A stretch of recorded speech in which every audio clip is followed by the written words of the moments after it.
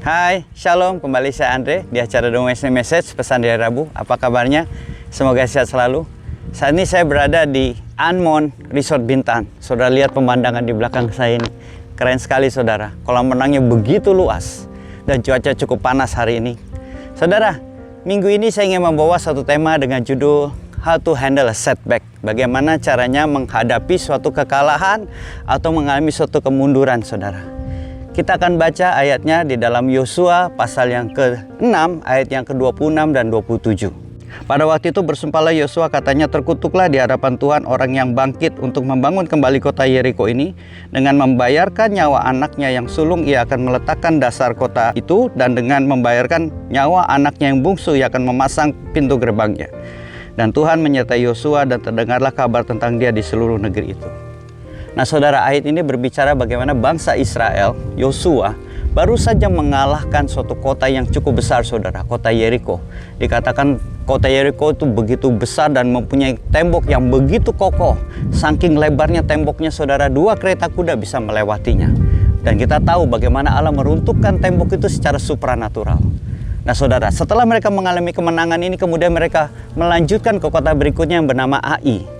Dan di situ dikatakan kota itu jauh lebih kecil, kota itu jauh tidak ada tembok yang begitu besar. Bahkan mereka berkata, Yosua nggak usah repot-repot, 3.000 orang aja cukup, dikatakan. Karena ketika mereka menyerang Yeriko sekitar 40.000 orang saudara pasukan, tetapi hanya kota ini hanya 3.000. Berarti bisa bayangkan mereka meremehkan begitu kecilnya kota ini. Tapi kita tahu ceritanya bagaimana dikatakan bahwa mereka mengalami kekalahan yang luar biasa. Bahkan tewas daripada bangsa Israel 36 orang saudara. Berarti 36 keluarga kehilangan anggota keluarganya. Dan kita tahu mereka mengalami suatu kekalahan yang luar biasa. Mereka betul-betul malu saudara. Karena baru saja mengalami kemenangan yang besar, tiba-tiba mereka mengalami suatu kekalahan. Dan di sini saudara kita lihat apa reaksi Yosua dan bangsa Israel saudara. Saya akan bacakan di dalam Yosua pasal yang ke-7 ayat yang ke-6 dan 7. Yosua pun mengoyakkan jubahnya dan sujudlah ia dengan mukanya sampai ke tanah di depan tabut Tuhan hingga petang, bersama dengan para tua-tua orang Israel sambil menaburkan debu di atas kepalanya. Ayat 7, dan berkatalah Yosua, Tuhanku Allah, mengapa engkau menyuruh bangsa ini menyeberangi sungai Yordan, supaya kami diserahkan kepada orang Amori untuk dibinasakan? Lebih baik kalau kami putuskan tadinya untuk tinggal di seberang sungai Yordan itu. Nah saudara, Yosua mengalami suatu kekecewaan, frustasi saudara. Bahkan dia boleh dikatakan dia seperti curhat sama Tuhan. Kalau tahu Tuhan ngapain suruh kita masuk ke ini? Lebih baik kita di seberang sungai Yordan aja. Ngapain kita nyerang kota Yeriko? Malu-maluin saja. Sama kota kecil aja kalah saudara. Saudara pun mungkin pernah mengalami kekecewaan seperti itu. Mungkin saudara baru mengalami berkat yang luar biasa. Saudara baru mengalami kemenangan yang luar biasa, mendapatkan promosi atau mendapatkan berkat atau mendapatkan pekerjaan baru atau memulai bisnis yang baru. Saudara semangat. Saudara merasa wah ini berkat Tuhan. Wah saudara berasa di atas saudara. Saudara bersuka cita. Iya kemenangan daripada Tuhan. Tiba-tiba boom saudara. Saudara mengalami suatu setback. Saudara mengalami suatu kekalahan. Saudara malu. Saudara bahkan bertanya, Tuhan salahku di mana? Tuhan apa yang saya lakukan Tuhan? Dan akhirnya saudara mulai seolah-olah menyalahkan Tuhan. Tuhan kenapa kau berikan ini? Kalau tahu nggak usah berkati aku Tuhan. Kalau berkatku nanti jadi begini dan segala macam. Saudara, suatu hal yang wajar kalau saudara meresponi seperti itu. Bahkan Yosua sendiri curhat sama Tuhan. Dia frustasi sama Tuhan sampai dia bilang, Tuhan kalau tahu nggak usah aku pergi. Ngapain aku pergi? Nyerang, malu-maluin aja Tuhan. Tapi saudara, Tuhan berkata di sini apa? Dia berkata kepada Yosua, kalau saudara kita baca di dalam ayat yang ke-8 dikatakan, bangunlah, mengapa kamu sujud? Nah di sini ternyata Tuhan berkata, Yosua, kamu bangun. Karena ada sesuatu yang ingin aku tunjukkan kepadamu. Ternyata saudara, kalau saudara baca di ayat yang pertama, di dalam pasal yang ke-7 dikatakan apa? Dikatakan, bangsa Israel berubah setia. Kenapa saudara? Karena ada salah satu orang saudara yang bernama Akan.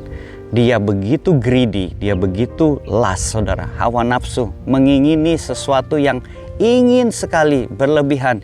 Sehingga dia akhirnya mencuri barang-barang yang harusnya dikhususkan buat Tuhan.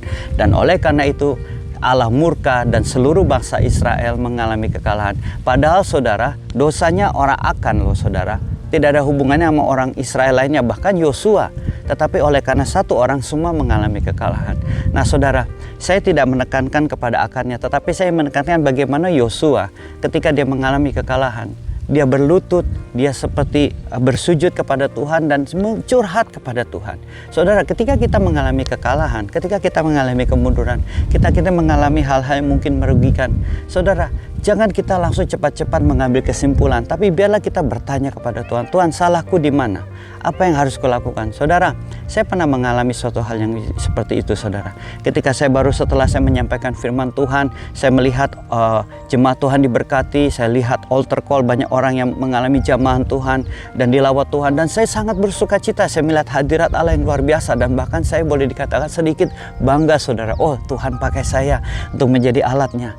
Tapi saudara tahu, ketika berikutnya saudara saya menyampaikan firman di hari yang sama, firman yang sama, orang yang sama, urapan yang sama, tidak mengalami hal yang apa-apa, saudara. Saya tidak melihat Allah bekerja, saya tidak melihat orang-orang dilawat atau dijamah, sehingga saya mengalami frustasi yang luar biasa. Bahkan saudara, setelah itu saya mengalami, boleh dikatakan bad night, saudara, hari yang buruk. Saya sharing, saya curhat sama istri saya, dan saudara tahu, saya teringat akan Yosua ini, sehingga ketika malamnya saya berdoa sama Tuhan, Tuhan, tunjukkan kepada saya salah saya di mana, atau tunjukkan Tuhan apa yang sedang terjadi, sehingga saya bisa memperbaiki diri, atau mungkin hal-hal yang lain. Saudara tahu apa yang terjadi? Malam itu juga saudara, saya mengalami suatu mimpi yang luar biasa. Mimpi itu dikatakan saya melihat ada suatu kuasa kegelapan, roh jahat, saudara, yang melayang-layang di udara dan menghantam, berusaha menyerang saya dan rumah saya. Saya bisa melihat itu rumah saya, dan mereka berusaha menyerang dengan melemparkan api-api, saudara. Dan saya merasakan begitu panas di tempat itu. Saya tahu, saudara, ketika saya bangun saya ingat, oh, ini yang Tuhan maksud. Saudara, iblis itu ada di mana-mana, saudara. Firman Tuhan di dalam 1 Petrus dikatakan apa? 1 Petrus 5 ayat 8 dan 9. Sadarlah dan berjaga-jagalah, lawanmu si iblis berjalan keliling sama seperti singa yang mengaum-aum dan mencari orang yang dapat ditelannya. Lawanlah dia dengan iman yang teguh, sebab kamu tahu bahwa semua saudaramu di seluruh dunia menanggung penderitaan yang sama. Nah, saudara, ayat ini berkata bahwa iblis tidak pernah berhenti, saudara. Dia tidak pernah holiday. Dia senantiasa berjalan keliling kemari mencari mangsa yang ingin ditelannya. Berarti dia tidak pernah berhenti untuk menyerang kita, saudara. Tidak akan berhenti untuk mengganggu kita.